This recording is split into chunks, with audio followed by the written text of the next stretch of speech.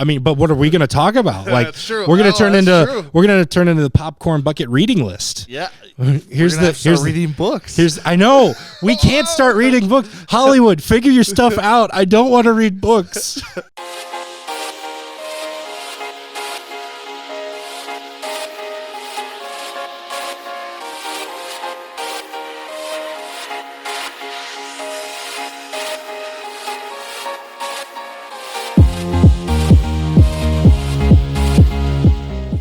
Hello and welcome to, well, not just any old episode of Popcorn Bucket List, the season 5 premiere, something like that. I don't know. We always joke that doesn't actually mean anything, but it sounds cool. But it sounds awesome. It's, yeah. In case you missed it, by the time this video comes out, if everything goes according to plan, we did a reaction video to the very first, the PBL pilot, if you will. That should be out right now, so go and check it out if you haven't already. But yeah, technically at the beginning of season 5, year 5 of doing this show. Doesn't some days it feels like we've barely done any, and sometimes working with you it feels like an eternity. Feels like forever. Mm-hmm. Yeah. But let's get into the movie talk. That's what you're all here for, so that's what will get you here for this week's opening spotlight. We're going to be talking about the ending of the summer movie season here. Technically speaking, this last weekend is the final weekend of the summer movie season due to Labor Day and everything. That is a big weekend, obviously, but it's trash. Well, I would say it's not trash. It's not trash. It's not gonna do anything huge. It's not gonna move any needles or anything like that. So we thought we'd kind of recap. We're just gonna kind of freely talk here about this past summer, these past 4 months. Man, they've flown by. That has gone by quick. This summer has gone by quick. We say it every year, yet every year it surprises us. When will we learn? And there's always a couple surprise hits throughout the summer. And we are going to talk about that. But first things first, let's talk about the library display. New month, new display. We kind of alluded to it. Surprise hits. Barbenheimer is the headline of the summer. We're going to talk about that. We're going to get more into that. But we decided for this month's library display, we were going to find some other weird double features like Barbenheimer. We talk of it as this like once-in-a-lifetime thing. But it's not. There have been, I was actually looking into this before. There's a couple. There's actually quite a few. There's plenty. I could almost come up with 10 double features that were like weird, shouldn't be together, but like were on the same weekend or around the same time kind of thing. So, yeah, this is just kind of the bigger ones that's ever happened. So that is going to be the library display here. We are going to present, let's see, about 2 each. So essentially 4 double features that we think are similar in the aspect of Barbenheimer. But speaking of Barbenheimer, let's get into it here. Let's talk about it. It's still, as we speak, it is still breaking box office barriers. Both are still making box office barriers. But Barbie especially. So just this past weekend, Gran Turismo premiered. It technically got the number 1 spot. Technically. I'm not sure how much in detail we can go into this because we're recording this Monday. I have to assume more information is going to come out since then. But let's just say to put it in racing terms, since it's a racing movie. It beat Barbie in a photo finish, but it may or may not have had an illegal part. Which in racing is honestly how you usually beat your competitors, actually, is finding that little edge, finding that little gray area in the rule book. Cheating. Yeah. Well, okay. Yeah. I've heard race car drivers say in that NASCAR, if you ain't cheating, you ain't trying. You're not going to win unless you cheat a little. So you just got to find, well, okay, they don't call it cheating. Said that too. Probably, but it's like, it's less accepted in the NFL. Like in NASCAR, as a fan base, you almost expect your drivers to do it. Whereas people are still giving Tom Brady crap for Deflategate, which I actually don't think he did. He didn't. He had no idea the balls were deflated. I don't think he had anything to do with it. I'm being serious. I actually don't think he did. I think he's. I think when he's sitting there on that podium saying he has no knowledge, I took him at his word and that he has no knowledge about anything ever. Coming at you, Tom Brady. Hey, he's a GOAT. So. He is the GOAT. Yeah. Okay, we got way too off topic there. Back to the movies. What were we talking about? We're talking about Barbie, Oppenheimer, all that? Yep. We've said it on this show before, but it is worth mentioning again. When I looked at this summer and I saw that weekend, I thought it was going to be like Fight Night. It was going to be like Ali versus Liston. It was going to be the versus Batman v Superman, dogs versus cats. Yep. Mass hysteria, so to speak. As we got closer to that date, all of a sudden, Barbenheimer, #Barbenheimer started showing up. And an alliance was made amongst moviegoers to go watch Margot Robbie pretend to be a plastic doll in real life and watch Cillian Murphy invent the atomic bomb. Yep. That is the weirdest sentence I think I've ever said. But it happened. It happened. I remember when I first saw the memes, I thought, oh, wow, that's actually really funny. And then it was like, oh, wow, this is like a real thing. People are doing this. And I'm so happy that they did because all it did was just help both movies. And that's what we needed. We needed some strong movies to come out this year. Mm-hmm. And not remakes, not complete. Well, I shouldn't say all original because one's a biopic and one's about a plastic doll. I know. You know what I mean? I agree with you, but at the same time, yes, that is. Yeah. For being an original movie, they're not based on original thing, if that makes sense. Yeah. But we'll have to wait and see. Mattel apparently is planning the Mattel Cinematic Universe.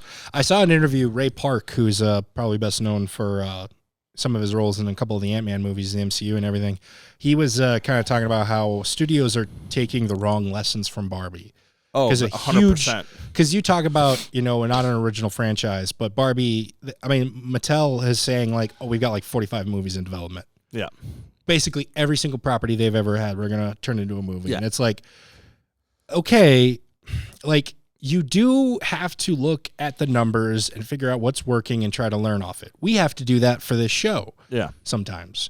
We posted last week's video on racing, automobile movies, and I knew that we would take a hit. I knew we wouldn't get as many as we usually had in the last few weeks. It was worse than I thought, but I knew we would take a hit.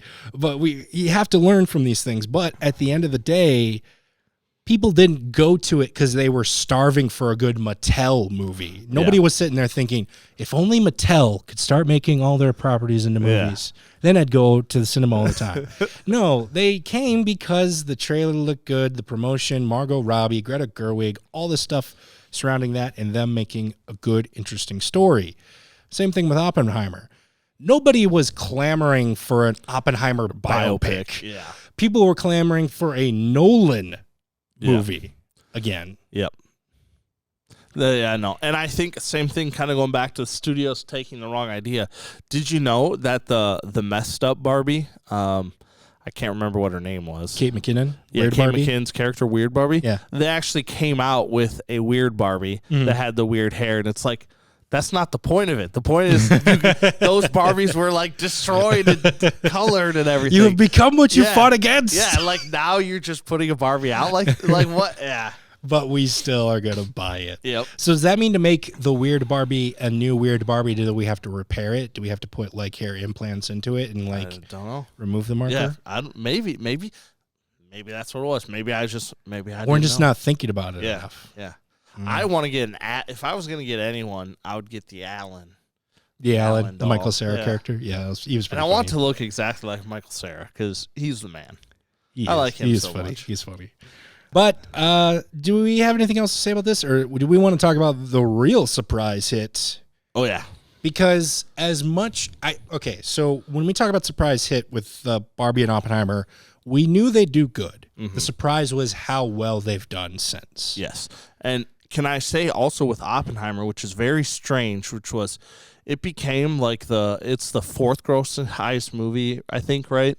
So as of right now. Yeah. This weekend it was number 4. Yeah. And it was like I think it is the only movie to have made that much money and never been in the number 1 spot. It was never number 1 in the country because it was always behind Barbie.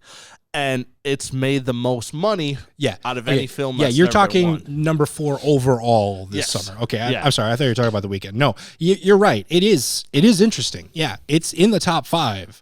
Never was number 1. But this is another, bringing it back to racing again. I don't care. I'm going to talk about racing. One thing, sometimes is if you play the points right, you can win a championship without ever winning a single race. It's super difficult nowadays, but there was definitely a time where you could do that. And I think that's what Oppenheimer's doing here. It's being consistent. Yep. It's being wait reliable. until the Oscars. It's wait until the Oscars. Because I'm sorry, Barbie, not maybe for costume design, maybe for set design. Oppenheimer, like hair and makeup, maybe I could see. Yeah, but for Oppenheimer, I see a Lord of the Rings, Return of the King-esque. Ooh. Yeah, that's a big... That is a big prediction. Statement. I'm going to hold you to that. I'm not going to say they're going to win it, but I'm saying I think it's going to get nominated for like 10 awards. You think it's going to get nominated for that much? Yep. See, I don't even know. I don't know if it's even going to get...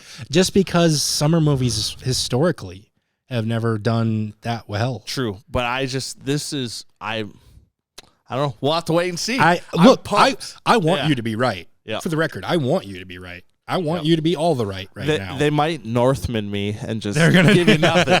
Nothing. It's the Northman all over again. Hey, we talk a lot about movies on this channel, but sometimes the ones we talk about aren't the most accessible. That's where the Marshall-Lyon County Library comes in handy. They have a great collection of physical media, as well as a couple of online services with many options for movies, TV shows, and documentaries. It's easy. Just get your own library card at the Marshall-Lyon County Library and gain access to their large variety of movies, TV shows, and of course, books.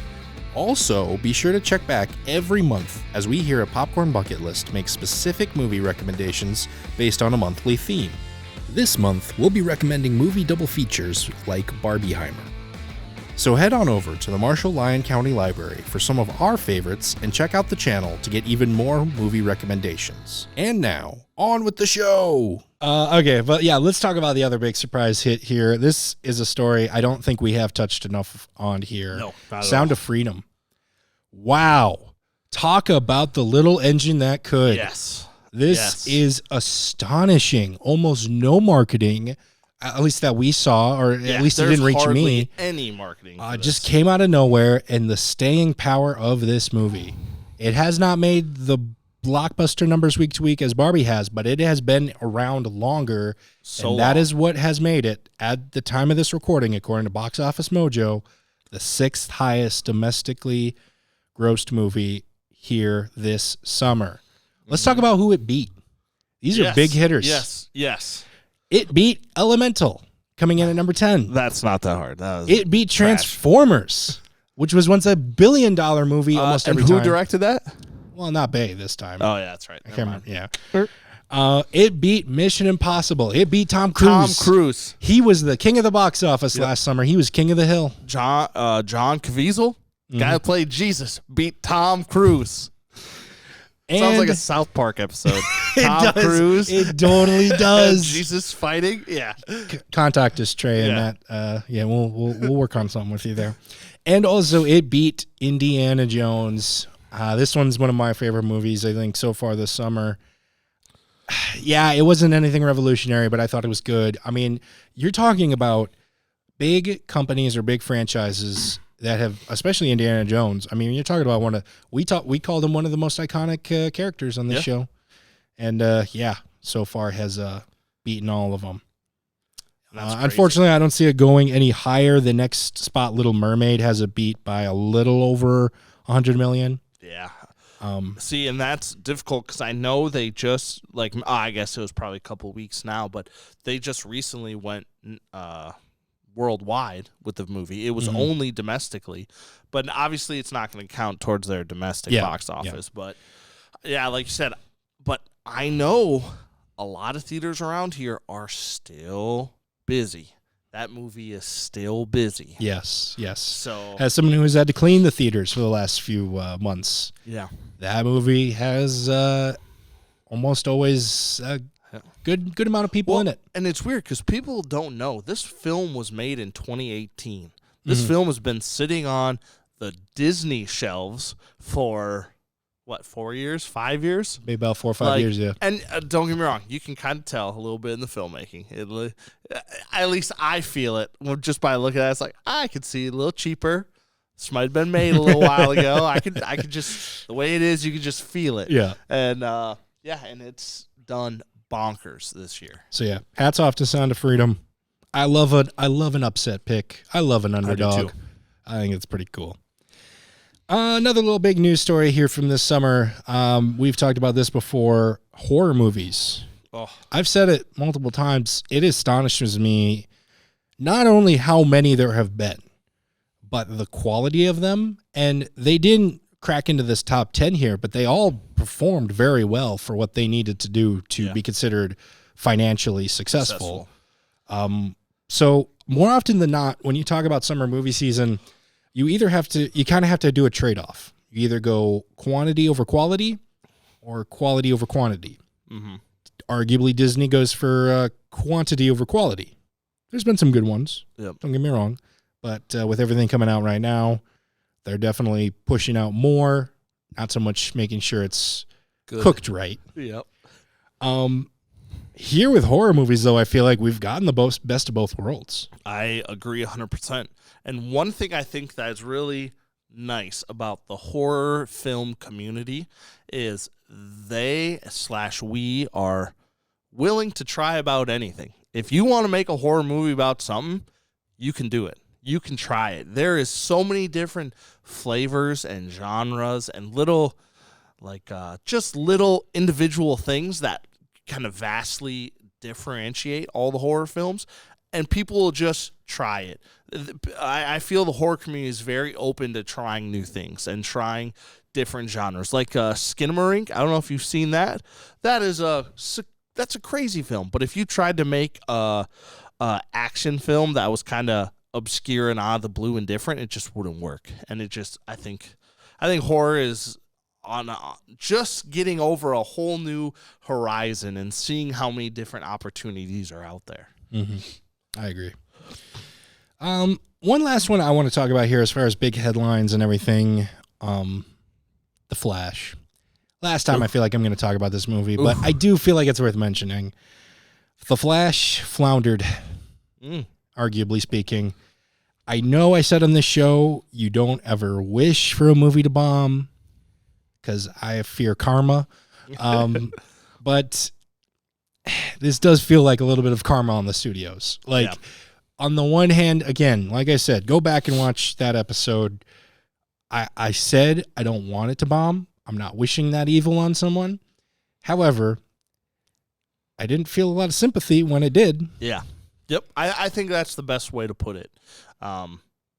Obviously, with the whole situation, with everything, we knew it allegedly and all that stuff. We know what was out there in the press, and you're still putting this movie out there. So what happens. It baffles me how, because more often than not in situations like this, it's always like we try to find one person and blame it all on them or whatever. The number of people who work at Warner Brothers who probably could have said something or done something or whatever. Yeah. There's a long list of people, and it just baffles me how that many people thought, yeah, let's cancel Batgirl, the movie people are highly anticipating and want to see. And it's already done. But greenlight, already done, but greenlight Flash, which still needed work, which still needed reshoots after the fact, focusing on a guy nobody really liked at the time. Yep. I don't get it. Yeah, I'm trying to. I just don't. And then hearing all the stories coming out about A Sound of Freedom and why that was shelved for so long, and the kind of the campaign of this is a QAnon movie and all this. This movie was made before QAnon was even a thing. Just going. Take that, conspiracy theorist. And that film didn't come out, but you put The Flash out? And that movie came out? And the argument was for a financial thing. Yeah. Well, guess what? Your movie didn't make any money. Yeah.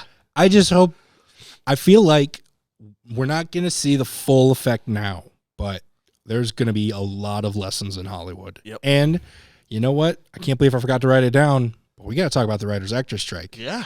I didn't do as much research as I wanted to as far as updates and everything like we initially talked about, but I mean, what is going on over there right now? The last I heard was there was an exemption where if you were an independent project, yes, you could go work on that and do that stuff. Now I know the independent project can't do that. No more independent project stuff anymore. And it's getting crunch time for TV shows. It is getting just daily Tonight Show, Jimmy Fallon, all Seth those other Meyers, guys, Colbert, Seth Meyers, Colbert, all them, yeah. nothing. It's absolutely wild. It's just wild. But I also think this goes into, kind of our culture nowadays where a lot of people don't have cable. And I'm not saying just for, like, this whole thing is just with TV, but you can see a lot of those effects on TV right now. And it's just going to get worse. It's going to get worse. At this point with the late night TV shows especially because, yeah, I'm one of those people who don't have cable. So if I want to watch them, I would either have to watch it on a streaming service or essentially late night TV is just recording segments for YouTube. Yep. And putting them each individually on YouTube. Yep. Each little segment. And that's essentially what you're doing every night as a late night TV host. Yep. And I don't know, pretty soon they're going to start running out of stuff. Stuff is going to, you're not at a certain point, Jimmy Fallon's going to have to start doing reruns of the Johnny Carson show. Yeah. Or something like that. I don't know. Yeah. And Colbert's going to have to put up reruns of Letterman. Yep. I don't know. And also, I don't know if you heard, but the amount of AI jobs that just got posted in the film industry world with, if you manage them, I want to say there was 26 job postings that I was looking at that anywhere from 6 to 7 figures if you're the AI manager for that. So it's happening. Studios,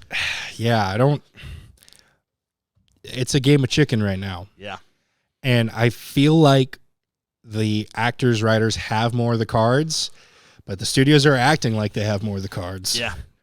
Just to even post those job postings, that's crazy. Yeah. That is insane. I don't know if it's a negotiation tactic or not, but arguably I would say it's the wrong one. That's just my opinion, though, however, so. Yep. I don't know. There's probably a lot more we could talk about with that, but we're living in an interesting time for Hollywood. We are. What are we going to do if they run out of shows and movies to premiere here? Just going to have to put PBL on CBS. We're going to have to, but what are we going to talk about? That's true. We're going to turn into the popcorn bucket reading list. Yeah. Here's reading books. I know. We can't start reading books. Hollywood, figure your stuff out. I don't want to read books. Sorry to all you book lovers out there. Yes. We're sorry. It's just a bit. It's just joking. But if you do like reading books, the Marshall Public Library has a great book selection. So go and visit that after you check out our display. Good segue there. Check them Nailed out. it. Check them out. Nailed it. Let's all go to the lobby to get ourselves a treat. Let's take a quick break here and talk about the Marshall 6 Theater here in Marshall, Minnesota. Just because summer blockbusters have stopped arriving to the theaters, that doesn't mean you have to stop too. They have plenty of cinema classics to check out throughout the fall and winter months. Speaking of the fall and winter season, it still gets a little warm sometimes during the fall, so be sure to stop by for Marshall 6's many options for cool, refreshing drinks and slushies. And when the winter starts kicking in, you can also stop by to get some warm concessions, both in popcorn and nachos, and it's a good way to stay out of the cold while being entertained as well. So head on over to the Marshall 6 Theater here in Marshall, Minnesota. Let's all go to the lobby to get ourselves a treat. But that being said, let's move on to the weekly preview here. Talk about the latest premieres that are still coming out. Yes, there are still movies coming out, and until they stop coming out, we're going to tell you about them. So don't worry about that. We're reliable in that case, I guess. I don't know. At this point, there's so much union and strikes going on. I'm surprised we don't have a strike going on here in Omni. I mean, we don't. Yeah. You're not planning on striking. I'm not planning on striking. Okay.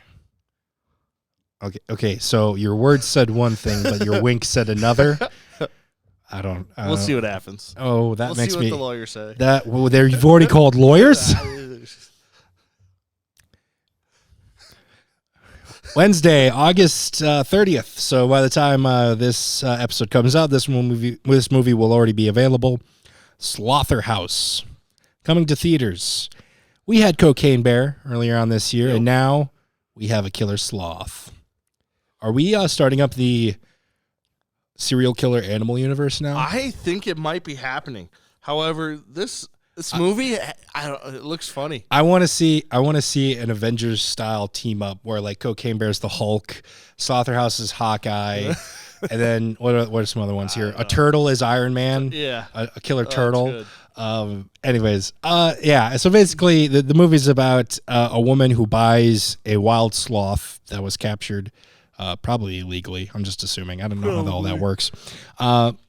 She purchases it to be her pet, but the sloth goes on some sort of killing spree. Yeah, they say like in the jungle, the sloth is the prey, but is like the beta. Yeah, it's the beta, but here in the city, it's the alpha, which makes no sense. It makes absolutely no sense. Yeah. But that like inspires her to give the sloth the name Alpha. Anyways, it's like operating a computer in a picture or in a little scene. Yeah, like it's like. What's going on What here? are you doing? How do you even know what that brain is? Or what? Yeah. I don't know. Do you remember that thing from Big Bang Theory? Did you ever see Big Bang Theory? I've seen it, yeah. Okay. Do you remember that thing where Penny acted in that pretend horror movie, Serial Apist? Okay, so she was what? Serial Apist.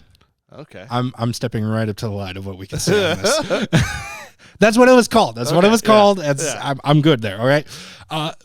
For those of you who did watch A Big Bang Theory and know what I'm talking about, this is the type of movie I feel like the movie or that show was kind of making fun of. Yep. But also it feels like the movie was kind of making fun of itself, like it was trying to be a spoof. Mm-hmm. But at the same time, it almost wasn't. Yeah. Nope. I get that same vibe. Like it's like aware of what it is, but at the same time, it didn't do enough. Yeah. To fully be in on the joke, I guess. Yeah.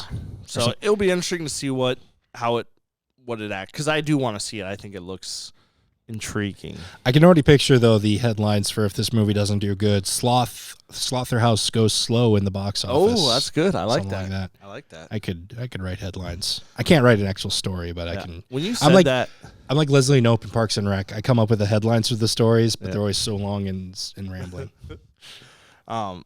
Side note: this reminded me of Arrested Development. Tobias Forge's his job title, because he's analyst and a therapist, and it says analrapist. Have you seen that? And it's spelled ANALRAPIS. Yep. Yeah. It's so funny. That when you said that, I was like, I'm so right. Oh my god. Also coming out this weekend, Friday, September 1st, the final weekend of the summer movie season, officially speaking, Labor Day weekend. So usually we would see, I feel like, more stuff here, but we do have one big one, Equalizer 3. Yeah. Denzel is back. I remember after watching the first one and thinking this movie was awesome. It was really good. Didn't really expect or think there would be a second one. I didn't get that vibe either. I didn't either. And now I was like, oh, this is... Let alone a trilogy. Yeah, and now it's like... And a spin-off TV show. Yep. It's a lot. But I remember I saw an interview where he said he didn't expect to do it again, but he just said people loved it. People loved the character, and so he's like, yeah, I'll come do it again. Mm-hmm. Yeah, like I said, Denzel is back. This time, he's taking down the mafia, baby. He's going big. What other way to end a trilogy than to... he's taking down some bad guys and everything, some crime lords. Let's take down the Italian mafia, baby. Yep. The OG mafia. That is not my endorsement of the mafia, by the way. However, if they do want to sponsor us, I will look the other way. Yeah. Sorry. I have seen the first one, and like you, I loved it. Mm-hmm. Unfortunately, I haven't seen the second one. Somehow that just slipped past my radar. I'm going to try and catch up on that one before this one comes out here and everything. But yeah, like you said, people just seem to really like this character. Yeah. Also coming out here this weekend, Perpetrator, coming to Shudder, the home for horror. I'm going to let Ryan take this one. He's more of the horror movie guy, and sure, he can probably tell everyone exactly what this movie is all about. Take it away.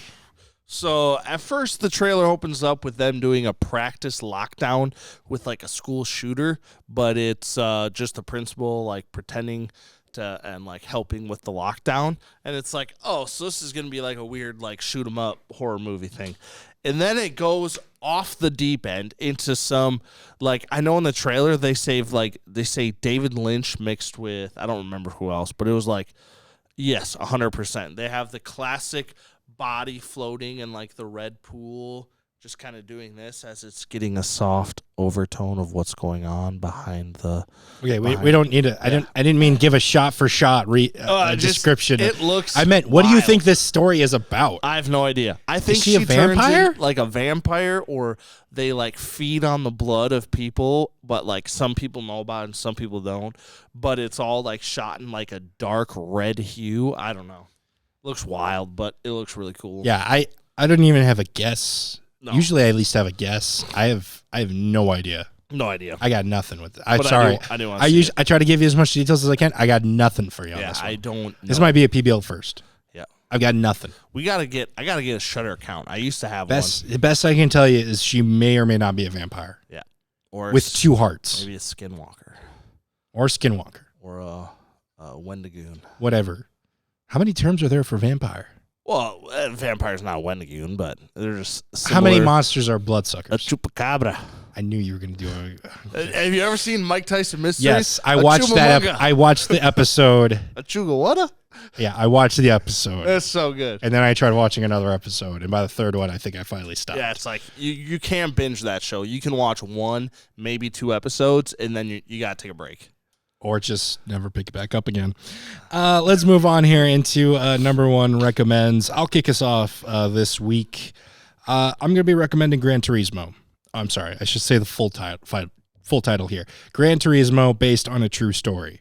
That's the official full title. Terrible full title. Has a movie ever done that before? Like, obviously they put that a lot in the trailers and the marketing and all that, but has it ever put that? Did they think it was that crazy that people just wouldn't believe it? So they're like, we got to put it in the title. People aren't going to believe us that it's a true story. People use that as a tag for a lot of movies. And underneath the bottom, it's on the poster or something like that. I'm not saying people don't do that, but this is like the official title. Name, Goofy. That means you're trying too hard. I know. And that's like my only knock on this. I'm going to just say that. That's terrible title. Just say Gran Turismo. Only knock. Okay. It's pretty much, yeah. Right. That's my only knock, really. This movie is really, really good. Does it do anything revolutionary story-wise? No. It's a sports movie. You've seen one. You can practically count on your watch and time it perfectly the same beats you're going to run into. Yep. Don't get me wrong.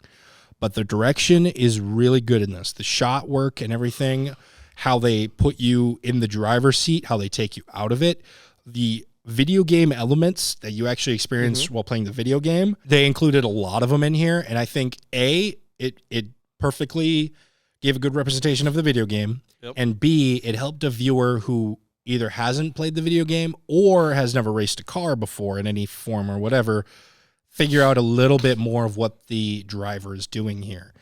The acting is really good. I didn't think I was going to like the lead character from the trailers, but he has some really good scenes in here as well. David Harbour, he has a lot of fun. He's pretty good in this movie as well. There's some good humor. Overall, I think it's a very well-rounded motorsports movie. Good.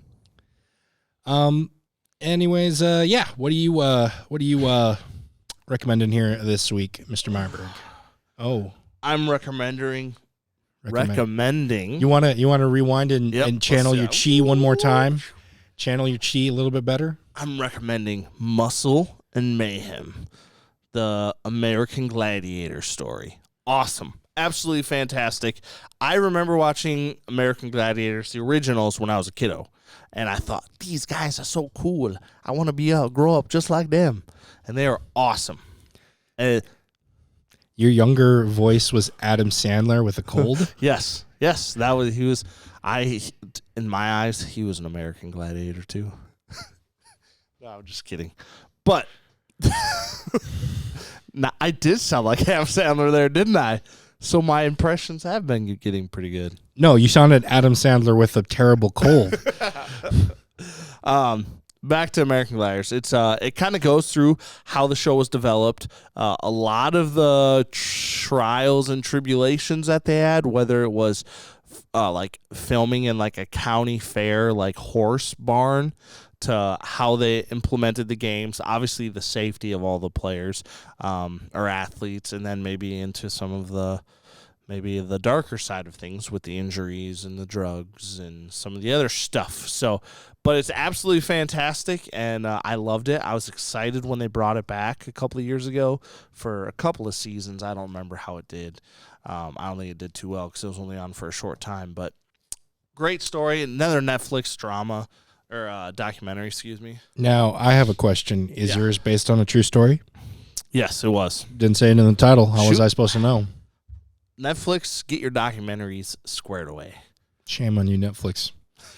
Well, that's going to do it for us here on this episode of Popcorn Bucket List. Once again, check out our reaction commentary. It was a real fun time taking a look back on the PBL pilot. Time. Yeah, if you're a new viewer here, you want to see where we kind of started as compared to where we are now. Yeah. It's, not a single thing is the same. No. Other than the fact that my name is Nick and yours is Ryan. That's about it. Sure. Once again, also check out our Marshall Lyon County Library display case. We're going to be updating that hopefully early on this week. And if you liked the Barbenheimer double feature, we're going to recommend some other ones here for you to check out as well. So 2 movies for the price of 1, if you will. And finally, head on over to the Marshall 6 Theater. Like I said, final weekend of the summer movie season. Not only will the Equalizer 3 probably be there, but also a bunch of other blockbusters. Yep. Barbie, Teenage Mutant Ninja Turtles, Oppenheimer, Sound of Freedom. Sound of Freedom. So many options. There have been a lot of options this summer. You can check out most of them over there at the Marshall 6 Theater. For myself and Ryan Myberg, I'd like to thank you so much for watching, and we will see you at the movies.